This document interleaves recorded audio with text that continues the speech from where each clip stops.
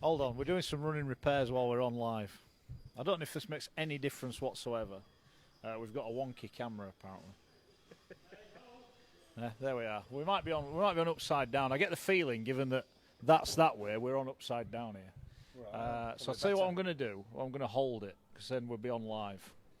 There we go. Right, we're on live. That's us. Might be a bit wobbly. Paul Cooke with us. Hull KR have lost at home to the Huddersfield Giants. Your thoughts on that one? Yeah, I thought Huddersfield deserved to win. Marginally the better team, 6 points in it, and thoroughly deserved, in my opinion. I thought there was just better in most departments, but only marginally. They missed Parcell tonight. Yeah. You know, a lot of talk about the boys from Warrington that have had to go back, but the one they did miss was Parcell, wasn't it? Yeah, quick around the ruck, and on the flip side of that, Leeming come off the bench and really quickened the pace up for the Giants. I thought he was great.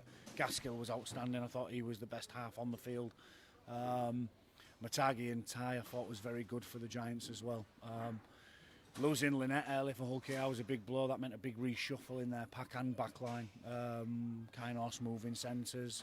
Joel Tompkins, a back row, moving into the centre. So that hurt them attack-wise, fluency, but take nothing away from the Giants. That's a couple of big away performances we've seen in the last few weeks. Yeah, it is a couple of big away performances. Wins at Salford and win here. And truth be told, a bit of a nervy first half. They went behind early on, but second half they pretty much dominated, didn't they? Yes, they did. Hull KR made too many errors coming out of their own end, but the Giants pressured them and eventually got over the try line a couple of times. So a really nice work play to go in front, and then a nice kick play from Gaskill at the end of the game to feed McGilvray, who finished it. I thought that Lee Gaskill was probably the big difference for me.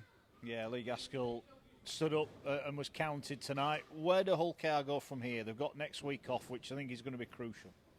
Yeah, it allows them to get some bumps and bruises looked at, maybe try and get some players back. A lot will depend on the results of maybe scans and how long-term the injuries are to Parcell, Garbett, Lynette.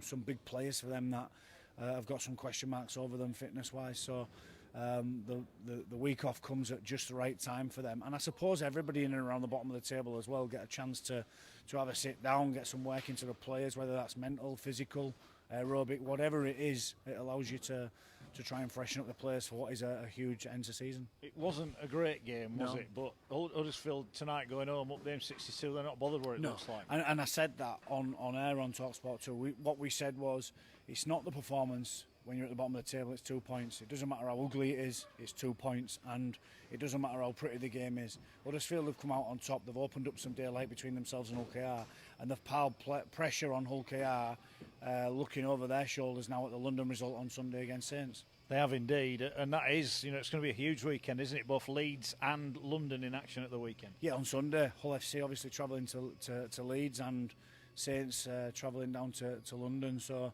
everybody has a little eye on them results. If you're at the bottom of the table, Wakefield, I'm sure, will have an anxious wait on their players and their fitness, but also the results over the weekend. So I think it's fantastic. Simon Wolford then, this side, they face Leeds next up. Yeah. They win that.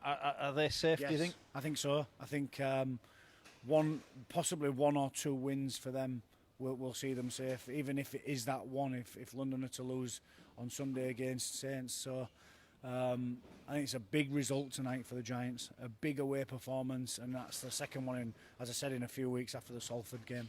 They go above Wakefield. Wakefield at the minute, a bit of a sinking stone.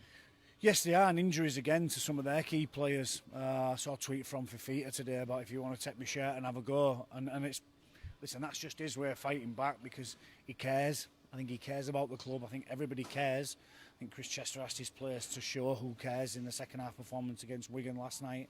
I don't think there's any rugby player on the planet that doesn't care about the shirt they're playing for or winning games. It's professional pride, but they're doing it tough at the minute with some injuries and some loss of form to players. There's all been no talk, St Helens sending a weakened team down. It almost adds the pressure onto London to get the win, doesn't it? Well, you look at that team and then everybody in London goes, well, we can win this one. And then everybody in Catalan on Easter Monday thought, we can win this one because Saints send a weakened team out on Easter Monday after beating Wigan on Good Friday and absolutely put the cleaners through Catalan. So take nothing away from St Helens. Their academy products are going to be 13 of the 17 that have come through their academy at the weekend. That's huge, and I wouldn't back them players going there and getting a result against London. Almost wraps up the League Leaders' Shield as well. It'd be a big day for them young kids. Yeah, it will be a huge day for them. Let's just have a look at the fixtures then coming up. Hull never win at Leeds. No. Are they going to win this weekend? Well, they've got to win sooner or later. As I said, you keep going on losing games, you're closer to snapping that losing streak. If you keep winning lots of games, you're closer to losing one. So, if I was a Rhinos fan, I wouldn't be banking on the fact that Hull FC don't win at Headingley, because eventually that's going to change, and that could be this Sunday. I think Hull need a performance. After last weekend's second half, which was very much a 2-3 out of 10 against the Broncos, losing 22-1 at home in a half of football is not good enough. They need a performance heading into the semi-final, so I think they'll go all out against the Rhinos. Will they win? I think so. I think they'll go to Leeds and win. I'm not sure Leeds are in good enough form to beat a Hull FC team. And London, St Helens?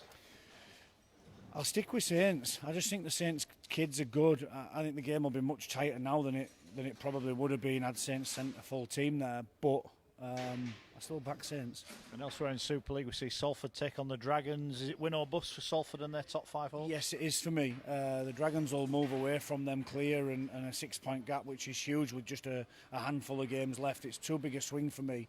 Red Devils have got to win at home to stay in the top 5 hunt. And the other one is Cass. Warrington 1-eye on the semi-final, but need to bounce back from a poor result last week. Yes, they do.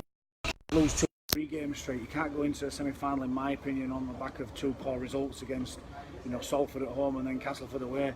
Castleford again in the same boat as Salford, if you like. They've got to win and win soon and keep that pressure on the top 5. If they lose, they could drop a couple of places on the league table, and that's big for Cass because they're looking at top 5. The pressure's on them to make the 5. All right, well, thanks, Paul, for your thoughts. Apologies for the shaky camera work. We'll be back on Monday on 4020 Live for 6 until 8, picking the bones out of another huge weekend. Big defeat for Rovers tonight, though. The Giants 1 foot in the Super League for 2020.